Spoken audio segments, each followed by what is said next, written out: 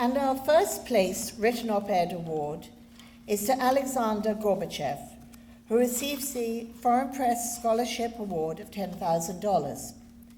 Alexander Gorbachev is a Russian journalist and Fulbright Fellow at the Missouri School of Journalism, a member of the first post-Soviet Russian generation and the leading Russian music journalist.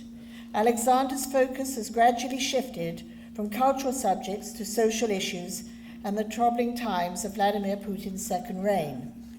In 2014, Alexander left Fisher, became a fellow at Fulbright program, and enrolled at the University of Missouri School of Journalism to get his master's degree. Mr. Kalami, thank you for joining us this evening, and may I now ask you to introduce Alexander.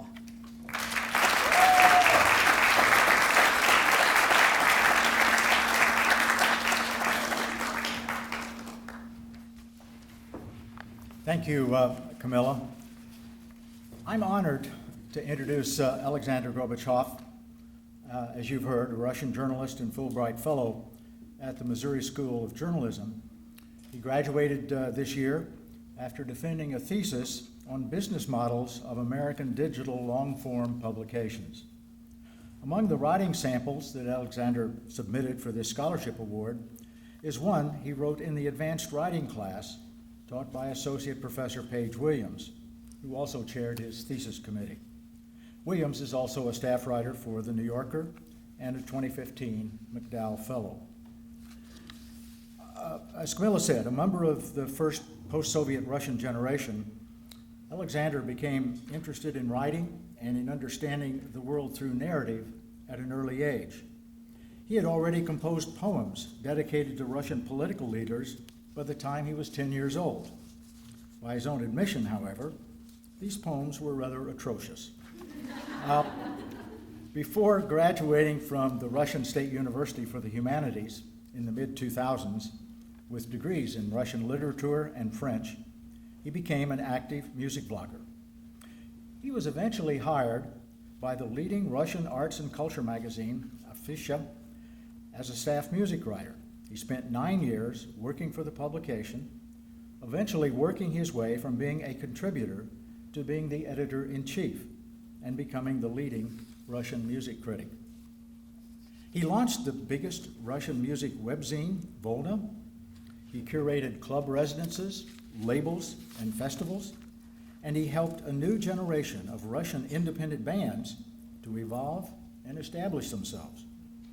Over the years, Alexander talked to and wrote about hundreds of musicians and bands, both Russian and foreign, including artists such as Patti Smith, Robert Smith of The Cure, and many others. While at Afisha, Alexander's journalistic focus gradually shifted from cultural subjects to social issues. As an editor, he helped to create several issues of the magazine that were particularly resonant in the turbulent and troubling times of Vladimir Putin's second reign, be it issues dedicated to the life of the Russian LGBT community or to the Pussy Riot trial. As a reporter, he interviewed the leaders of Russian opposition, investigated the infamous government-sponsored educational camp Seliger, and went on tour with the protest rapper Noise MC. In 2014, feeling the need to further broaden his professional perspective and sharpen his journalistic skills, Alexander decided to leave his position at Afisha. He became a fellow of the Fulbright program and came to the world's first school of journalism, the Missouri School of Journalism, to get his master's degree.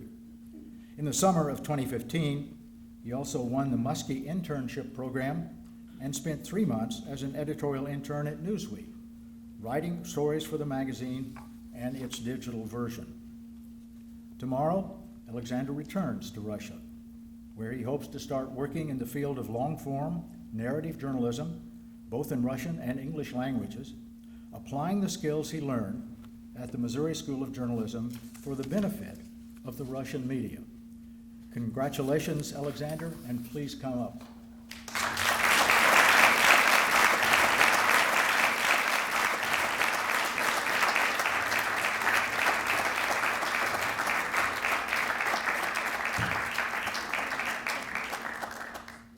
you so much. And I first would like to answer a question that 95% of people I met here already asked me. I'm not related to Mikhail Gorbachev.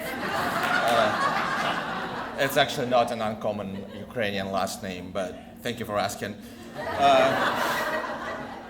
And thank you very much. I thank Foreign Press Association for this award that was unexpected and really, really overwhelming. And yeah, I'm honored and humbled by it. 2 years ago, I came to the University of Missouri to get a master's degree in journalism as a Fulbright Fellow. Before that, I have never ever written a news story or, quite frankly, anything in English. I have never worked in a newspaper before. I was used to writing about musicians and artists and social phenomena for a bi-weekly magazine in Russian.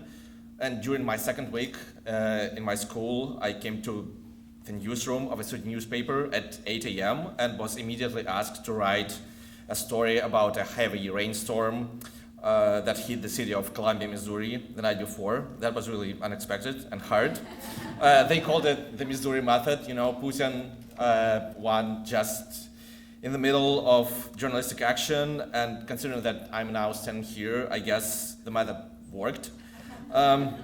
So first of all, I would like to thank all my teachers and professors at the University of Missouri and all my friends and relatives and family who really helped me to get through these 2 years that were really enlightening and entertaining and tough, but extremely valuable. I'm not sure I would have been able to do that if it was not for them. I will just mention a couple of points regarding my op-ed. The name of Donald Trump has been spoken already, a lot of times, and but I would like to underline the fact that, you know, as frustrating and distasteful this presidential campaign might seem to many of you here, it is still a real political process, and coming from a country that doesn't have this thing, I can assure you that, in a sense, you're actually quite lucky that people actually go to the election and vote, and their vote actually matters to a certain extent. Of course, there are a lot of things around it, but still. And not many things have ever been as interesting to follow for me as a journalist and as a person as this campaign, even though I must admit it's probably more enjoyable for somebody who, like me, is not a citizen of this country and won't have to deal with the consequences of what happens in November. Then again, I would like to just mention a couple of points regarding Donald Trump that I made in my op-ed. And this is about Donald Trump because no other political figure fascinates and disgusts the media as him. At the same time, I have read a lot of articles and stories that said that, you know, the media has not scrutinized Donald Trump enough. They haven't been tough enough on him. I actually beg to disagree. I think that the scrutiny has been really, really tough of him, and as far as I know, every episode of his career has been scrutinized. But the thing is, it hasn't had any impact on his rating, and I think that might be because the media rarely try to look not at the candidate himself, but at the people who think of him as their representative. You know, millions of Americans voted for Trump by now, but as we read thousands and thousands of words about the Trump phenomenon itself, we really hear the real voices of his supporters. And when we do, most of the times, at least as far as I have noted, the coverage of these people is somewhat condescending, you know, implying that they are very ignorant or racist or arrogant or xenophobe. It might be so, but it is no wonder that these people perceive the media as their personal enemy, adding to the spiral of distrust and anger. So, whereas by no means I support Trump's agenda, obviously, since I'm here, I still think that the only way to establish a truly fair society is to talk to each other, not to alienate each other. And this is the role of the media too. And I might recall one example from the Russian recent history. In 1996, we had kind of, well, it wasn't the same, of course, but it was kind of similar to today's premise. We had this communist candidate, which all the liberal media, and that's all we had actually by then, because all the Soviet media dissolved themselves, and there were only this new type of media. They basically consciously conspired against this new candidate that was left-wing communist and that promised to bring back the Soviet Union, and nobody wanted that, of course. And they vilified and disparaged this guy, thinking that they were actually helping the nascent Russian democracy to survive. And they succeeded, and the Russian first president, Boris Yeltsin, was re-elected for the second term, but in the long-term perspective they failed, because when the government of Russia saw that, what it can do when it controls the media, the TV stations, the newspapers, the radio stations, it started putting all the media under its own control, and eventually led to the situation that we have now that, as you probably know, is not very great, at least for the media. And I'm sure that you don't want it to happen here, and I think that, as much as we or you might disagree with people who vote for Trump, it's still important to listen to their voices and to have the media to not promote, but to reflect their voices. And I guess that's it.